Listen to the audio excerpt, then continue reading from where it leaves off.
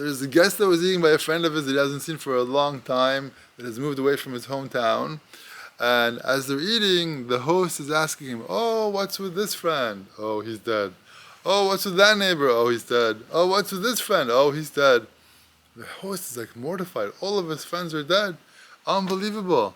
As the meal is over, the guest reassures the host, "Don't worry, everybody's alive and well. It's just when I'm eating, everybody's dead. It's just me and my food. I can't let anything disturb me." In terms of death, there's something that I wanted to share with you, an idea regarding Purim and Parah, the parsha that is read right after Purim. I was struck this year with the similarity of the wording. I mean, pei resh, it just seems so, so connected. And I was thinking to myself, like, what could be a connection? And a couple of ideas came to me that I wanted to share with you.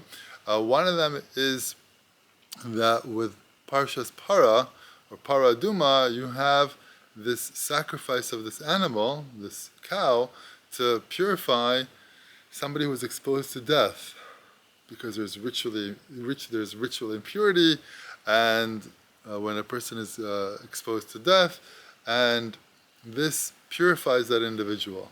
Whereas with Purim, I was thinking, what's the connection to Purim? I mean, there has to be some kind of a connection. So I was thinking that with Purim, there's also a sacrifice. All the Yidden that went on Mesiras Nefesh for Yiddishkeit, they themselves were the korban, they themselves were the sacrifice. They put themselves on the line. In terms of Purim and Parah, there is also a difference.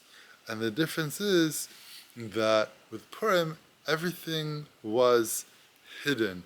It was a miraculous event. This immense salvation, it was masked in nature. It was costumed in nature, so to speak. Whereas with Parashas Parah, this Parah Adomah, it's completely supernatural. It's dealing with purity, impurity. It's something that the human mind cannot comprehend. So it's something that for sure is a supernatural thing in a revealed way. It's beyond understanding, really. As I was pondering this idea and the connection between Purim and Parah, I was doing a little math. Purim is the gematria or numerical equivalent of 336, whereas Parah is 285. If you take Purim and you subtract it with Parah, you have 51. What's the connection of 51 to Purim and to Parah, to all of this? So I was thinking that with Purim being that it's enclosed in nature, the whole miracle, a person, so to speak, is, in their, when a person is in their mind, so to speak, or they have bitachon in their own hand, in their own intellect. That's one state of being, so to speak. But with Parah, when a person, so to speak, like removes themselves from their own power or self-value of everything that they do, and they take away they put themselves on the side, so then you could actually come to a revealed state of supernatural being, so to speak, which is Parah. 51, I was thinking, is symbolic of 50 and 1. 50 is complete understanding, Nun Sha'arei Bina, 50 gates of wisdom.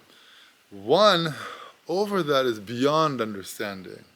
So it's interesting that Purim is a bigger number than Parah, meaning to say that you have to kind of negate yourself to get to the supernatural state.